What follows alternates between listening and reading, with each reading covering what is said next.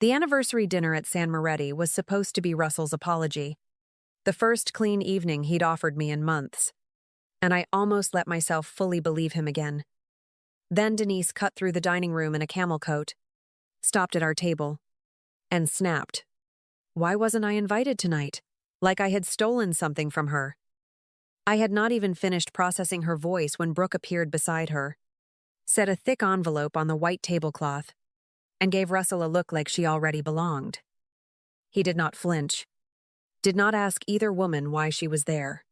And that was the moment I understood this dinner had been arranged around me for weeks.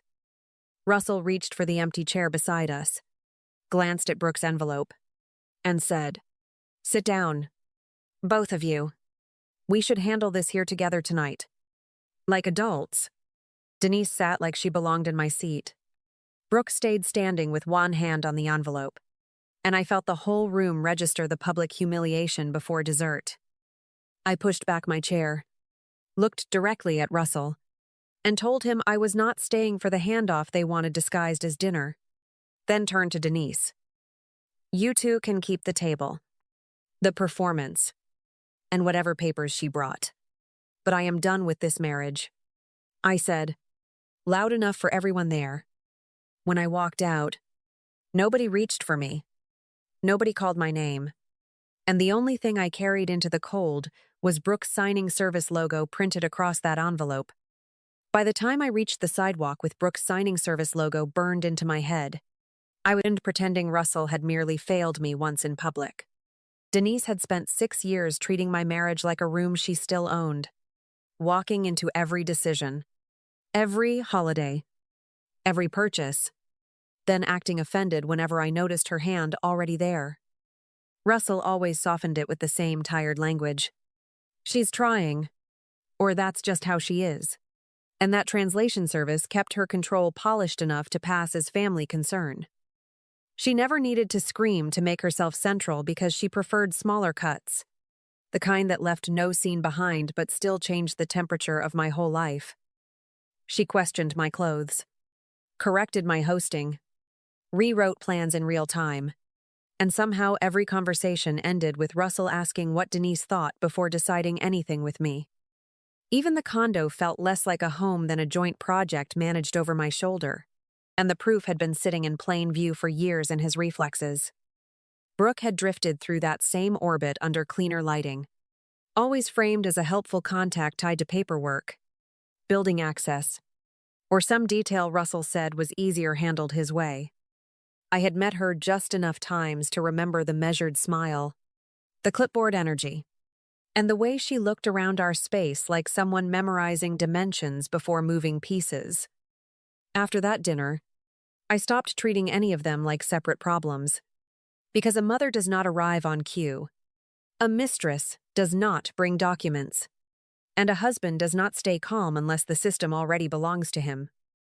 Once I stopped thinking in feelings and started thinking in records, Russell's bank activity read less like generosity and more like a quiet payroll running straight through our marriage. The transfers to Denise came in neat. Forgettable amounts labeled car repair, groceries, reimbursement, seasonal help, and each one landed during the same months I had quietly covered more of our housing costs. I pulled statements, matched dates, highlighted patterns, and built a folder that showed exactly what his excuses had cost me in real money instead of marital language. The numbers were ugly enough, but they still left room for Russell to pretend this was just a son helping his mother survive. What removed that last inch of ambiguity was Brooke's message lighting up his phone one night while he showered, her name sitting on the screen like it had every right to be there. I looked down and read, "Denise says she's ready if Maddie signs this week." And the sentence was so specific, so coordinated, that it stripped every soft lie off the arrangement. I opened the thread and found Brooke discussing timing, Denise warning Russell not to mention title issues yet, and all three of them moving around my signature like it was the final key. There was no flirtation haze left, no messy emotional triangle, no comforting excuse that Brooke had wandered into private business she did not understand. She knew my name, knew there were documents, knew Denise was managing the pressure, and still wrote like the condo would transfer the moment I got tired enough. When Russell stepped out with steam still on his skin, I handed him the phone and watched his face empty before he tried. "You're taking this out of context." That was the line that finished him for me. Because innocent men deny facts, and guilty ones negotiate framing. And his first instinct was to manage meaning, not truth. I booked a consultation with a lawyer before midnight, saved the screenshots off-site, and let the silence in that apartment become the first thing in 6 years that belonged entirely to me. Celeste Moran did not ask me how I felt first, because the screenshots, the transfer history, and Brooke's message about my signature had already answered the emotional part. She opened a yellow legal pad, wrote 3 headings in clean block letters, and told me we were done reacting to them as people and would deal with them as records. The shift was immediate and almost physical, because the moment she turned my marriage into categories, Russell stopped sounding like a husband in trouble and started reading like exposure. First came separation, which meant a new bank account, a new direct deposit, a new mailing address, and a rule that I signed absolutely nothing not routed through counsel.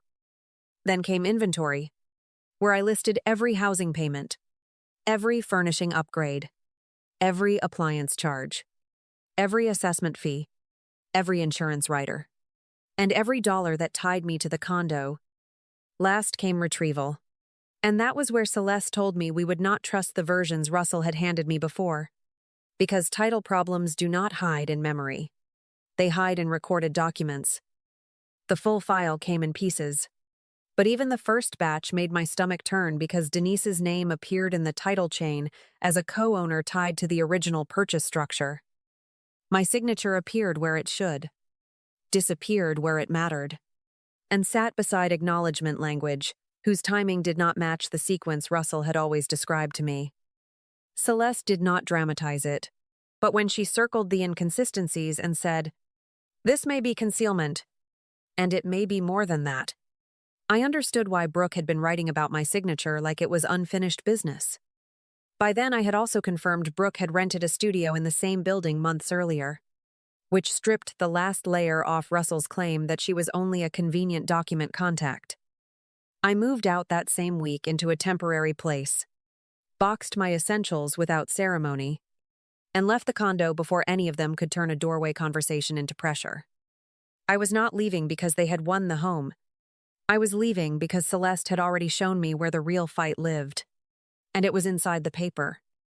Russell asked to meet at a coffee bar in Cherry Creek and framed it like mercy, texting that he wanted us to end things cleanly before lawyers made everything uglier. I arrived first, chose a table near the window, and watched him walk in, carrying a slim folder, with the careful face he used whenever he wanted compliance, dressed up as calm. He sat down, slid the folder toward me, and said, "This is just a simple way to make this easier for both of us." The first page was a quitclaim deed, and the second was a short property agreement that transferred my entire interest in the condo to Denise without any meaningful compensation. Russell kept talking in that low, reasonable tone, telling me I was already moving out. Denise had helped make the place possible, and this would let everyone walk away without dragging things through court. I did not touch the pen beside the folder, because once I saw Denise's name in the transfer language, the offer stopped looking emotional and started matching the title problems Celeste had already flagged. I asked one question: "Who drafted this?" And Russell hesitated just long enough to make the answer visible before he even opened his mouth. He said his mother's side had helped put it together, but the footer showed a document coordination line tied to the same signing network Brooke had been using around our paperwork. That one detail did more damage than his whole speech, because a peaceful separation does not arrive through the mistress's professional pipeline while the husband pretends it is neutral. I closed the folder, stood up, and told him I was not signing away property to his mother in a coffee shop while he called it closure. He looked stunned that I was leaving without arguing, then tried once more with, "You're making this harder than it needs to be." like difficulty had appeared from nowhere instead of being printed across the pages he brought. I walked out, sent the documents straight to Celeste, and by the time she called back saying, "This is not a settlement. It's an extraction," I already knew Russell had never come there to end the marriage softly, only to finish the transfer. 3 days after Russell brought me that quitclaim package, a neighbor from the building texted a photo of an open house sign planted near our entrance like I had already been erased. I zoomed in, saw my address printed across the placard, then opened the listing and found Denise's phone number attached to the condo I was still actively disputing. By the time I reached the listing description, with its polished language about a motivated co-owner and a clean path forward, I understood they had stopped trying to corner me privately. I called the listing agent immediately, kept my voice even, and asked who had authorized him to market a property under active separation and title questions. He sounded genuinely confused, told me he had been informed the other interested party had already been bought out, and repeated that the co-owner had authority to proceed. That sentence mattered more than his tone, because once he said bought out, I had proof Denise was not merely scheming inside the family anymore. She was making false representations outside it. I sent the screenshot, the listing link, the neighbor's photo, and the call summary to Celeste within minutes, and she moved faster than anger ever could. She drafted the demand to pull the listing, prepared the next property notice to lock the dispute into the record, and told me not to answer Russell no matter how frantic he became. By that evening, the online listing was under review. The agent had gone quiet, and Russell had started calling hard enough to make his old calm sound like something rented. His voicemails came in waves, first pleading that I was destroying our future, then accusing me of turning a family issue into a legal spectacle, as if Denise had not already stapled my address to a public sale. I forwarded every call log, every message, every transcript, and let the evidence stack higher than his panic, because the listing had already proven what the quitclaim packet only suggested. This was never about smoothing a separation or protecting an investment. It was about moving me out of my own life on paper first, then acting shocked when I refused to disappear. When Russell texted asking me to come to Denise's house and talk like adults, I agreed, because the listing, the quitclaim packet, and the voicemails had already ended politeness. I wanted them in one room with their own paper trail sitting between us, where nobody could hide behind a forwarded message or pretend intent had been misunderstood. I arrived on time, carrying the same folder they had hoped would intimidate me, and Denise opened the door wearing the brittle smile people use when they think control still counts as hospitality. Dinner started with plates, napkins, and a silence so rehearsed it felt almost contractual. Then Denise set down her glass and said, "We need to discuss what's fair now." Russell kept his eyes on the table, tired and gray around the mouth, while a car I recognized as Brooks sat outside the front window like a witness who did not need inviting twice. Denise leaned forward and told me, "You were never in a position to carry that condo without this family. So the clean thing is to sign and let everyone move on." I opened my folder, laid out the wire records, the mortgage supplements, the insurance payments, and the housing expenses showing I had covered 87% directly. Then I placed Brooks' messages beside the listing screenshots and the quitclaim packet Russell had carried into that coffee bar. And suddenly fair looked exactly like what it was. Russell finally breathed. This was never supposed to get so hostile. And I looked at him and answered, "You brought your mother into the title, your mistress into the paperwork, and my address into a public listing. So tell me which part stayed peaceful." Denise's face tightened, but she still reached for that same moral language, calling me vindictive and accusing me of punishing a family that had tried to help me build something. I did not raise my voice, because the numbers, the messages, and the false listing had already done the speaking, and all I had left to do was set them in order. Russell looked from page to page without touching any of them, and for the first time since San Moretti, Nobody at that table had a version of events bigger than the evidence in front of me. Denise was still calling me vindictive when the front door opened again, and Evelyn Greer walked in, carrying a leather folder that immediately changed the air. I knew her name from Celeste's notes about the money trail, and Denise's face tightened so quickly that Russell finally looked scared instead of defensive. Nobody welcomed Evelyn, but she sat anyway, placed the folder beside mine, and made it clear she had not come to protect anyone's comfort. She looked at Denise and said, "If we're discussing fairness, then we should discuss where your contribution to that condo actually came from tonight." Denise tried to cut her off, but Evelyn kept going, naming the family trust, the restricted disbursement terms, and the records showing Denise accessed money she was never entitled to redirect. Russell went silent, and that silence hit harder than any apology because it showed even he had not expected his mother's story to crack open there.